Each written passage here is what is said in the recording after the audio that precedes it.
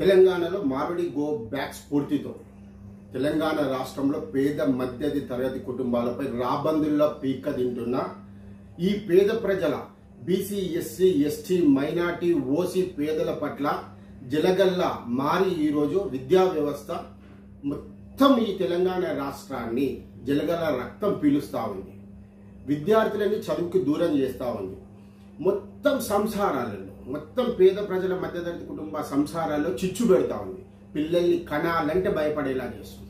ఈ విద్యా వ్యవస్థని, ఈ ప్రైవేట్ స్కూళ్ళ దోపిడీని, అలాగే వాళ్ళు పెంచిన ఫీజులని అందరం గో బ్యాక్ చేద్దాం. ఈరోజు ప్రైవేటు విద్యా స్కూల్స్ ని అట్లాగే పెంచిన ఫీజులని రేపటి నుంచి ఒక ఉద్యమానికి ఊపిరి పోద్దాం.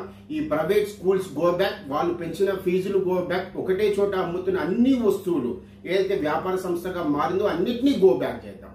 ఈ ఉద్యమానికి సకల తెలంగాణ రాష్ట్ర ప్రజలు మనం చాలా సంవత్సరాల నుంచి బాగా చూస్తా ఉన్నాం. చాలా మంది అనుభవిస్తా ఉన్నారు ఈ బాధని, ఈ నొప్పిని అనుభవిస్తారు. కాబట్టి అందరూ కూడా ఈ మామిడి గో బ్యాక్ ఉద్యమానికి ఎట్లాగా స్ఫూర్తినైతే ఇచ్చారు వ్యాపార సంస్థలు, తెలంగాణ రాష్ట్ర ప్రజలందరూ కూడా ఈ ఉద్యమానికి కూడా స్ఫూర్తిగా తీసుకొని రేపటి నుంచి ఉద్యమానికి తెరలేపండి. ప్రైవేట్ స్కూల్స్ దోపిడీ go back, private schools go back, వాళ్ళు పెంచిన ఫీజులు గో బ్యాక్, మన రక్తాన్ని పీలుస్తున్న ఈ జలగలు గో బ్యాక్.